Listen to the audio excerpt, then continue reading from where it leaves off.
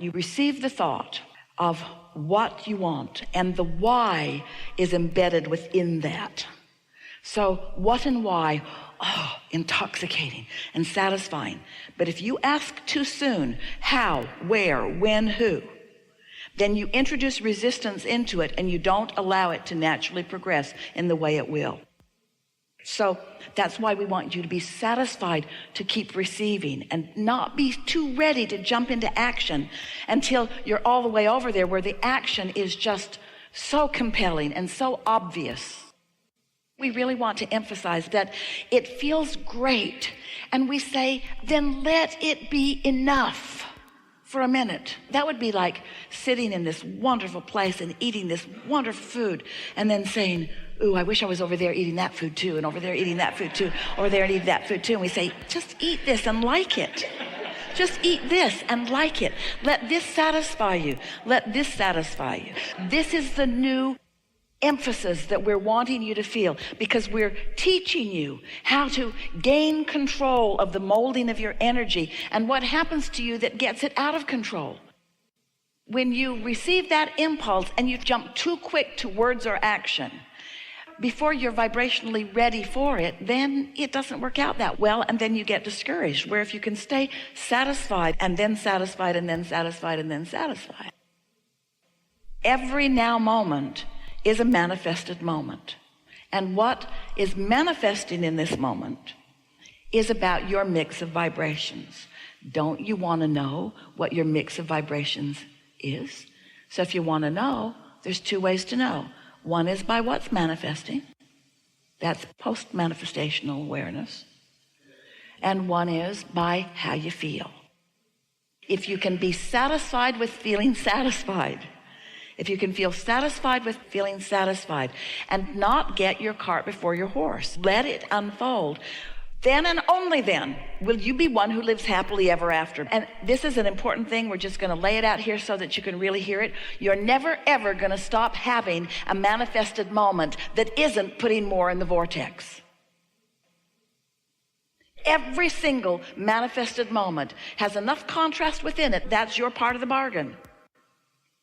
Is going to have enough contrast in it that it's going to cause an increasing of the vortex. So if you don't pretty soon get used to not having everything in your vortex manifest all at once, and you really wouldn't like it any more than you'd like to eat all your food for the year today, you would not like it all to manifest all at once. So if you can accept that you're constantly adding to your vortex and it's constantly giving you feedback, and you become comfortable and relaxed and satisfied with the rhythm of that, then you can live happily ever after. But if you are dissatisfied with only this puny vibrational awareness of positive emotion, sarcasm doesn't play well, does it? And you need full manifestation that everyone can witness before you're satisfied, then in the absence of this satisfaction, there is an absence of receiving, and your impulses will cease.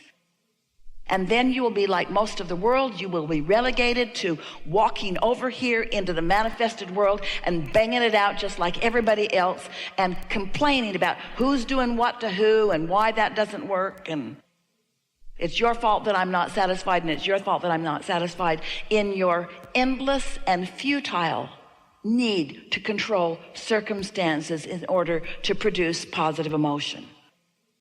Oh, that was so good. You have to be able to figure out how to produce positive emotion within yourself unconditionally. Otherwise, the conditions can't manifest. If you need them to manifest and they haven't yet, and you stand over here and instead of being satisfied with the way you feel, instead you're looking and therefore evaluating and then foreseeing the absence of the manifestation, your awareness of its absence ceases the connection and ceases the progress and relegates you to the unhappy experience of having to bang it out just like everybody else. Big things come by using the energy that creates worlds. There's a leverage in that. But even more important than the power of it, which is huge in what it produces, there's the joy in it of being in alignment with who you are. Really good conversation. our favorite one ever.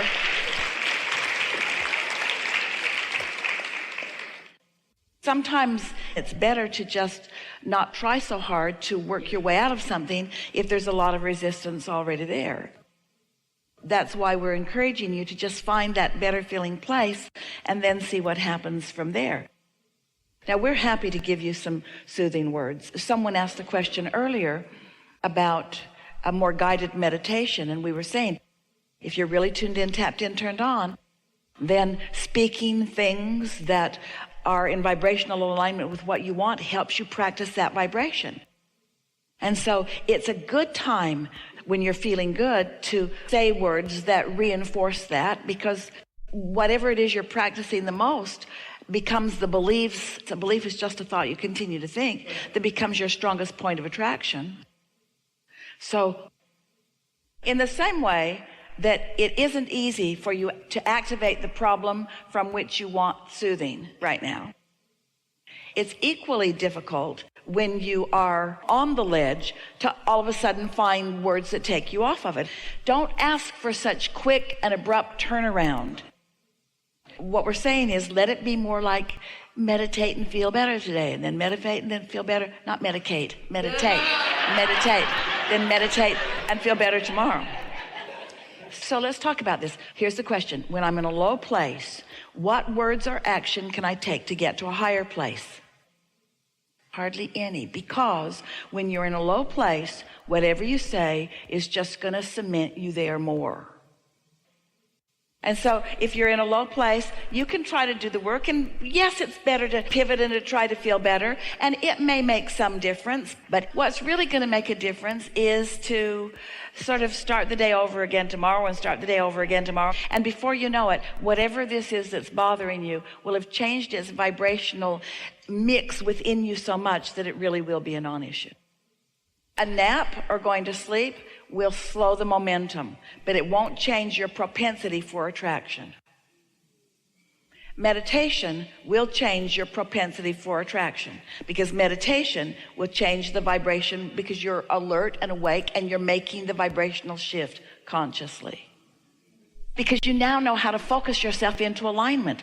So you're not bothered by having a question to which you don't know the answer, because you know the answer will come. You're not bothered by there being a problem to which you don't know the solution, because you know the solution will come. So you're eagerly back in step one, putting more into the vortex, and you're not mad at yourself about it, because you know that you can meditate yourself right back into the receiving mode anytime you want to. So then life is coming at you, and you're having your knee-jerk response to it. And that's normal. You can't do otherwise. You got to just say, it's okay that I'm feeling what I'm feeling, but that's why we're saying that you can't get there from there. That's what our sales job about meditation is about. Because especially when life is coming at you in a strong way to which you are having a lot of knee-jerk responses, you've got to give yourself the relief of alignment. And in time, all of those resources will kick back into place, and you can get yourself back to where you want to be. The thing that trips so many of you up is that as life is coming at you, especially after you've played with this for a little while, and something happens to someone you care about, and therefore to you, and it's a condition that you couldn't control, and yet you're having a response to the condition, and now you're beating up on yourself for having a response to the condition. That's why step 5 matters so much, because of course you're having a response to this condition, because it isn't what you want. And you can't be blind. You can't just cease to exist. You can't just cease to perceive it. Of course you're going to have a response to it. But beating up on yourself for having the response, that just holds you endlessly in that turmoil, where if you can say, okay, so I don't like this, and what is it that I prefer? How could this situation be better? What would make it better? You put your question out there, and then the universe answers it. And when you stop beating up on yourself, you receive the impulses that do make it better. Let's call those impulses inspiration. When they come from your vortex, let's call the impulse inspiration. When it comes from struggle and worry, let's call it motivation. You see, Earlier, we threw in, just to tease you, to see if you'd bite, and some of you did, that the receptive mode is the replenishing mode, and that understanding that there is this vibrational reality that you're wanting to tune into, so that what's in it, vibrations, can come out where you can receive them, thoughts, impulses, words, and actions. So the vibrations turn into thoughts, and then the thoughts turn into the things. We want you to feel the progress of that. And we're talking about the satisfaction mode. When you're satisfied, you're getting ready to be ready, to be ready, to be ready. Getting ready to be ready, to be ready, to be ready. And whatever you're ready for has to be enough. But most humans, they don't want this to be enough because it's just vibrational. It's not manifested. It's not all that satisfying. They worry that if they're satisfied with this, then what they want really won't come, because you think that is your suffering and your pleading that makes things come to you, because that's the way your mother treated you. You had to really plead a very needy case before she gave up the goods sometimes. And so she gave you a distorted view of the way the universe works. So when you realize that feeling satisfied now makes you ready to be more satisfied, which makes you ready to be ready to be more satisfied, which makes you ready to be more satisfied. But if you think that you need to make the jump all the way over here to have it all before you're satisfied, then you're not ever going to get there. And that's why we say happily ever after is satisfied, and then more satisfied, and then more satisfied. And every step along the way, there are more manifestations that are putting more in the vortex. Ooh, that's so important to realize. That's why you're not ever going to be completely satisfied, because you're not ever going to be at the end of your ability to receive more, because you are eternal.